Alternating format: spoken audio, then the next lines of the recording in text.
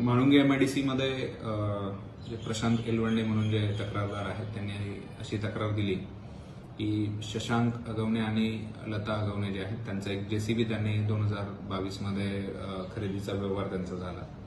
त्याची जी किंमत ठरली होती त्याची पार्शियल अमाऊंट ही तक्रारदारांनी त्यांना दिली होती आणि उर्वरित जी अमाऊंट आहे ज्याची EMI चालू असल्यामुळे तेवढी अमाऊंट ते अगवणे यांना देतील आणि ती त्यांनी EMI स्वरूपात बँकेला भरायची होती. परंतु जे दिलेली रक्कम आहे जवळजवळ 6.5 लाख रुपये ती शशांक अगवणे यांनी बँकेला न भरता परस्पर स्वतःसाठी वापरली असं तक्रारदारांचं म्हणणं आहे आणि मग बँकेने तो जो EMI भरले नाही म्हणून तो JCB जप्त केला होता.